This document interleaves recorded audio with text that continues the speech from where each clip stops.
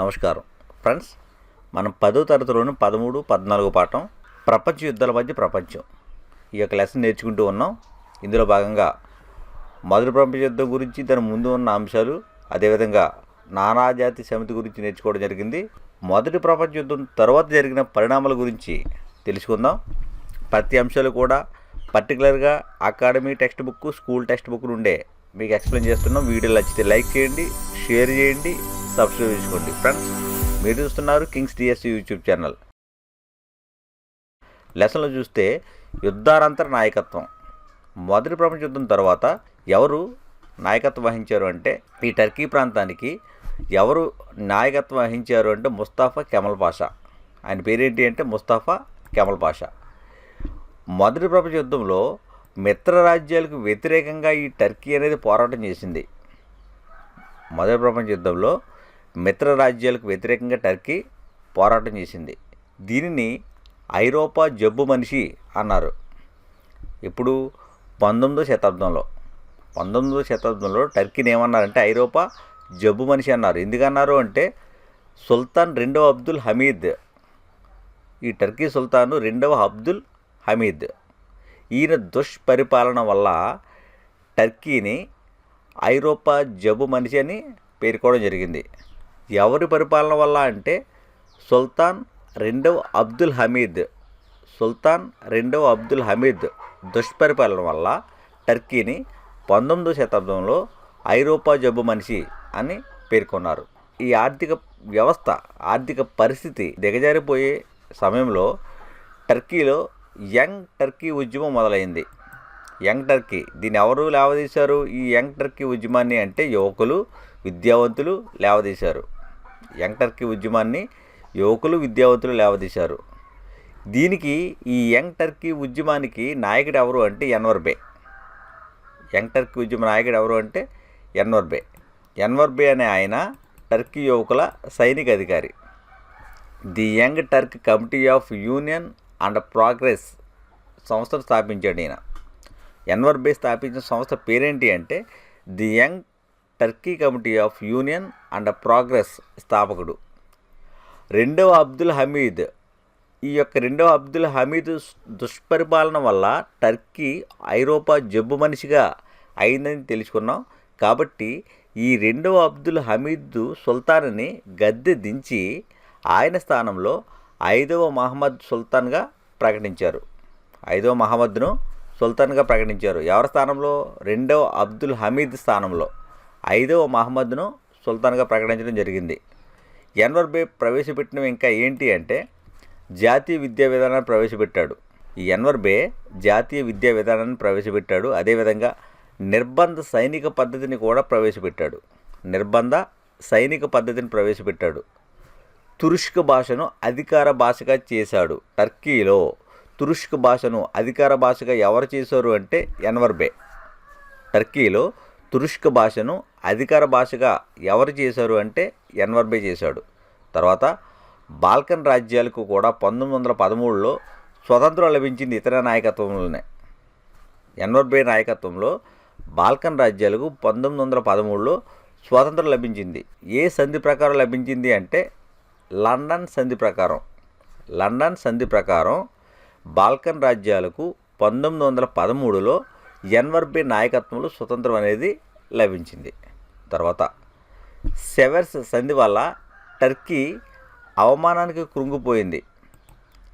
సెవర్స్ సంధి వల్ల టర్కీ అనేది అవమానానికి కుంగిపోయింది. దీనికి సంబంధించి భారీ ఎత్తున నష్టపోయేలా చేసింది సెవర్స్ సంధి టర్కీని భారీ ఎత్తున నష్టపోయేలా చేసింది. ఈ సంధి టర్కులను తిరగబడేటట్లు చేసింది. ఈ సెవర్స్ సంధి అనేది టర్కీ ప్రజలను తిరగబడేటట్లు చేసింది. ఈ సంధి ద్వారా టర్కీ కోల్పోయిన ప్రాంతాలు ఏంటి అంటే Iraq, Syria, Mesopotamia, ఆర్మీనియా, హెడ్జార్డ్, Sirna, Constantinople. మరొకసారి ఇరాక్, సిరియా, మెసపతోమియా, ఆర్మీనియా, హెడ్జాజ్, తూర్పు థ్రేస్, సిర్నా, కాన్స్టాంటినోపిల్. ఇప్పుడు ఈ కాన్స్టాంటినోపిల్ గురించి ఇది అంతర్జాతీయ పర్యవేక్షణలో ఉంచారు. కాన్స్టాంటినోపిల్ని అంతర్జాతీయ పర్యవేక్షణలో ఉంచడం జరిగింది. తర్వాత ముస్తఫా కెమల్ పాషా. ఈ ముస్తఫా కెమల్ పాషా టర్కీలో జాతీయ రిపబ్లిక్ స్థాపించింది ఎవరు అంటే ముస్తఫా కెమల్ పాషా. టర్కీలో జాతీయ రిపబ్లిక్ని స్థాపించింది ఎవరు అంటే ముస్తఫా కెమల్ పాషా. ఇప్పుడు ఈయన జీవిత విశేషాల గురించి తెలుసుకుందాం. ముస్తఫా కెమల్ పాషా జీవిత విశేషాల గురించి తెలుసుకుందాం. ఇందులో ఈయన 1880లో అనటోలియాలో ఒక కర్షక కుటుంబంలో జన్మించాడు. ముస్తఫా కెమల్ పాషా 1880వ సంవత్సరంలో అనటోలియా అనే ప్రాంతంలో ఒక కర్షక కుటుంబంలో జన్మించాడు. ఈయన విద్యాభ్యాసం చూస్తే మొనాస్టిక్, కాన్స్టాంటినోపిల్ నగరాలలో విద్యను అభ్యసించాడు. ముస్తఫా కెమల్ పాషా ఎక్కడ చదువుకున్నాడు అంటే మొనాస్టిక్, కాన్స్టాంటినోపిల్. ఈయన గణితంలో ప్రావీణ్యుడు. తర్వాత ఈ కెమాల్, ఈయన బిరుదది కెమాల్ అనేది. ఈ ముస్తఫా కెమల్ పాషా బిరుదు ఏంటంటే కెమాల్ అంటే పరిపూర్ణుడు అని అర్థం. కెమాల్ అనగా అర్థం ఏంటి అంటే పరిపూర్ణుడు. మొదటి ప్రపంచ యుద్ధంలో టర్కీ సైన్యానికి ముస్తఫా కెమల్ పాషా ఆధిపత్యం వహించాడు. మొదటి ప్రపంచ యుద్ధంలో టర్కీ సైన్యానికి ముస్తఫా కెమల్ పాషా ఆధిపత్యం వహించాడు. 1915 గాల్లిపోలిపై దాడి చేసి విజయవంతంగా తిప్పికొట్టాడు. ఇప్పుడు 1915లో గాల్లిపోలిపై దాడి చేసి విజయవంతంగా తిప్పికొట్టాడు.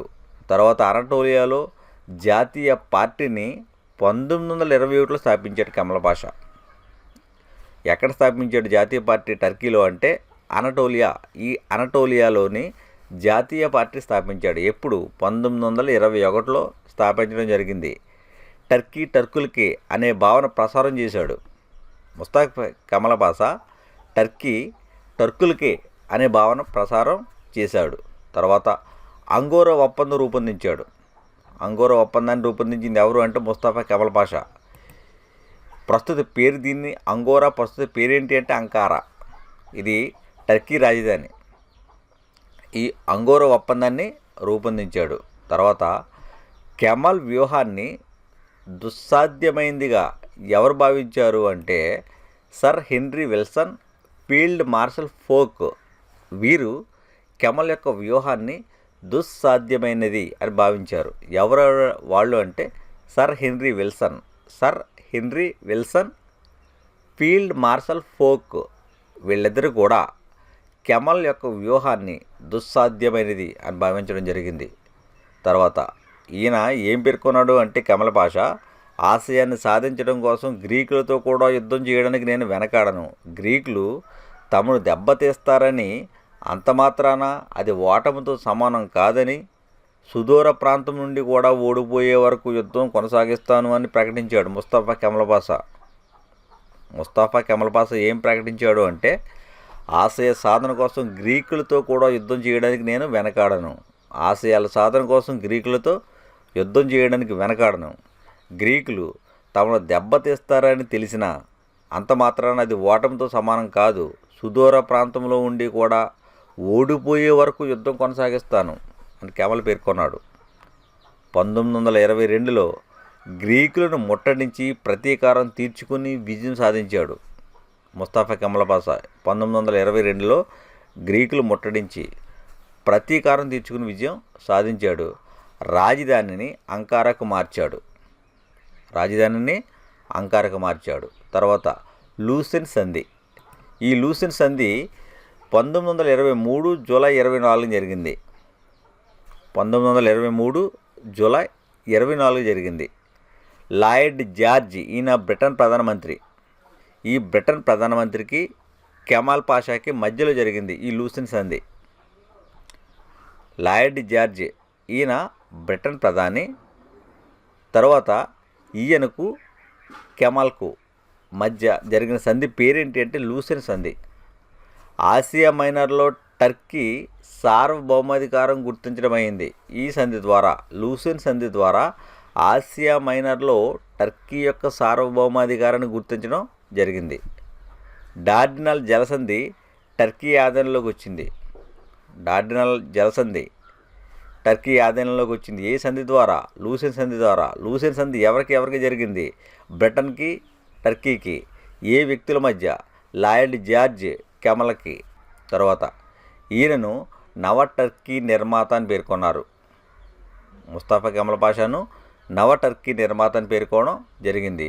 ఈయన బిరుదులు చూసినట్లయితే అటాటర్క్, టర్కుల పిత, father of Turkey. Mustafa Kemal Pasha బిరుదులు ఏంటి అంటే అటాటర్క్, టర్కుల పిత, ఫాదర్ ఆఫ్ టర్కీ. ఈయన 1938లో మరణించాడు. ముస్తఫా కెమల్ పాషా ఎప్పుడు మరణించాడంటే 1938లో మరణించాడు. తరువాత ఈయన కెమల్ పాషా మరణించిన తర్వాత అధ్యక్షుడు ఎవరు అయ్యాడు అంటే ఇనో అనే ఆయన టర్కీ అధ్యక్షుడు అయ్యాడు. ఇప్పుడు ముస్తఫా కెమల్ పాషా మరణించిన తర్వాత అధ్యక్షుడు ఎవరు అంటే ఇనో. తర్వాత కెమల్ ఆశయాలు. ఈ ముస్తఫా కెమల్ పాషా యొక్క ఆశయాలు చూసినట్లయితే ఈయన 6 సూత్రాలు ప్రతిపాదించడం జరిగింది. ఆ 6 సూత్రాలు ఏంటి అంటే టర్కీని బలిష్ట రాజ్యంగా తయారు చేయాలి. ఇది ప్రధానమైన సూత్రం. కెమాల్కి ఉన్న ప్రధాన 6 సూత్రాల్లో ప్రధానమైనది ఏది అంటే టర్కీని బలిష్ట రాజ్యంగా తయారు చేయాలి అని. తర్వాత ప్రజాస్వామ్య వ్యవస్థను ఏర్పాటు చేయాలి.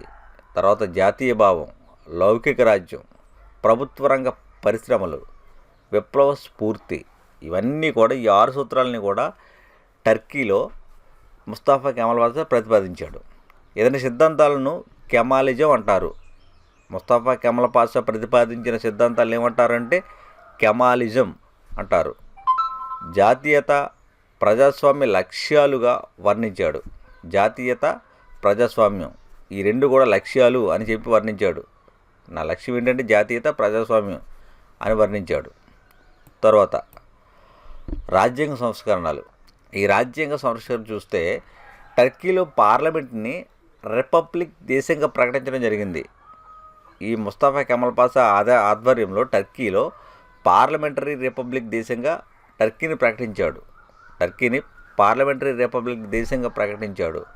వయోజన ఓటింగ్ ద్వారా శాసనసభ ఏర్పాటయింది. టర్కీలో వయోజన ఓటింగ్ ద్వారా శాసనసభ ఏర్పాటయింది. ఇక్కడ కాలపరిమితి ఎంత అంటే ఈ శాసనసభ ఎన్నికైన సభ్యుల కాలపరిమితి 4 సంవత్సరాలు. టర్కీలో ఎన్నికైన కాలపరిమితి, శాసనసభ యొక్క కాలపరిమితి 4 సంవత్సరాలు. ప్రజా పార్టీ నాయకుడిగా, దేశ అధ్యక్షుడిగా ఈ యొక్క కెమల్ పాషా ఎన్నికయ్యాడు. ఈ శాసనసభ నుంచి ప్రజా పార్టీ నాయకుడిగా, దేశ అధ్యక్షుడిగా ఎన్నికయ్యాడు. తర్వాత రాజకీయ సంస్కరణలు. కెమాల్ ప్రతిపాదించిన రాజకీయ సంస్కరణలు. సుప్రీంకోర్టు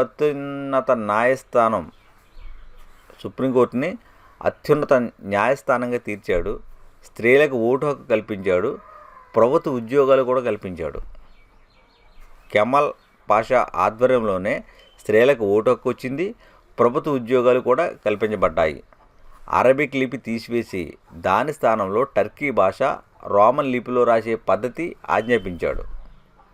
అరబిక్ లిపి తీసివేశాడు. టర్కీలో అరబిక్ లిపి తీసివేసి దాని స్థానంలో, ఈ అరబిక్ లిపి స్థానంలో టర్కీ భాష, రోమన్ లిపిలో రాసే పద్ధతి ఆజ్ఞాపించాడు. దశాంశ సంఖ్యామాన పద్ధతులు ప్రవేశపెట్టాడు. దశాంశ సంఖ్యామాన పద్ధతులను ప్రవేశపెట్టాడు. తర్వాత సాంఘిక సంస్కరణలు. ఈ సాంఘిక సంస్కరణలకు సంబంధించి ప్రధాన ఉద్దేశం ఏంటి అంటే పాశ్చాత్యీకరణ. అంటే టర్కీ కూడా పశ్చిమ ఐరోపా దేశాల వైపు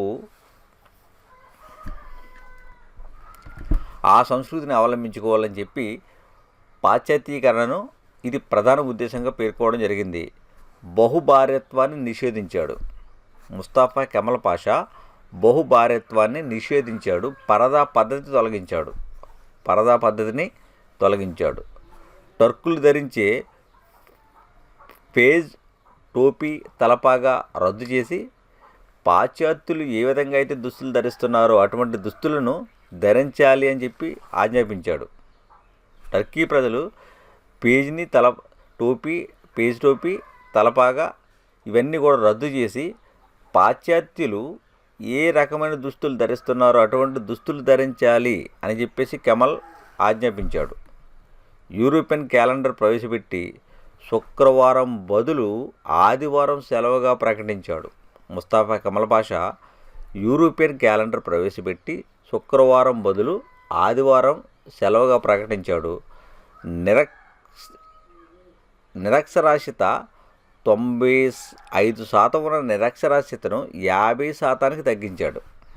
ముస్తాఫా కమల్ పాషా టర్కీలో 95% ఉన్న నిరక్షరాస్యతను 50%కి తగ్గించాడు. తర్వాత ఆర్థిక సంస్కరణలు. ఈ ఆర్థిక సంస్కరణలకు సంబంధించి సామ్యవాద విధానాలు అనుసరించాడు. స్టేట్ సోషలిజం విధానాన్ని అనుసరించాడు. 1920లో 12 సంవత్సరాల ప్రణాళిక ప్రారంభించాడు. టర్కీలో 12 సంవత్సరాల ప్రణాళిక ఎవరు ప్రారంభించారు అంటే ముస్తాఫా కెమల్ పాషా. సామ్యవాద విధానాలను, స్టేట్ సోషలిజం విధానాలను అనుసరించాడు. అదేవిధంగా 1933లో పంచవర్ష ప్రణాళిక రూపొందించాడు. 1920లో అయితే 12 సంవత్సరాల ప్రణాళిక రూపొందించాడు. అదేవిధంగా 1933లో పంచవర్ష ప్రణాళికలు రూపొందించాడు. అనటోలియా. ఈ టర్కీ ప్రాంతంలో ఉన్న అనటోలియా ప్రాంతంలో పరిశ్రమలు స్థాపించి ఆ పరిశ్రమలను జాతీయం చేశాడు. కాన్స్టాంటినోపిల్ నగరాన్ని ఇస్తాంబుల్ అని మార్చాడు. కాన్స్టాంటినోపిల్ నగరాన్ని ఇస్తాంబుల్కి పేరు మార్చింది ఎవరు అంటే ముస్తాఫా కమల్ పాషా. నెక్స్ట్ సిర్నాకు ఇజ్మీర్ అని పేరు పెట్టాడు. ఈ సిర్నా అనే ప్రాంతానికి ఇజ్మీర్ అని పేరు పెట్టాడు. అంకారాను అందంగా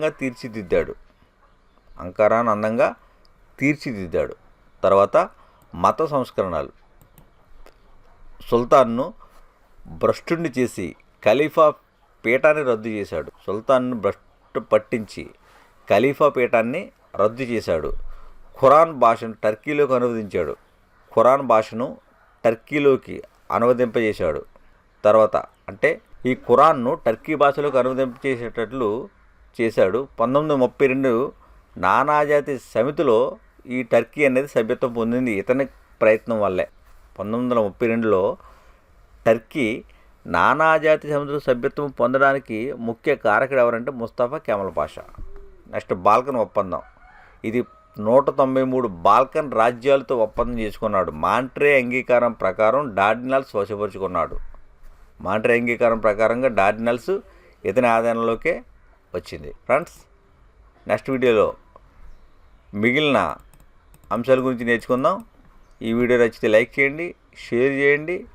మరిన్ని వీడియోల కోసం చూస్తూనే ఉండండి Kings DSC YouTube channel. Thank you.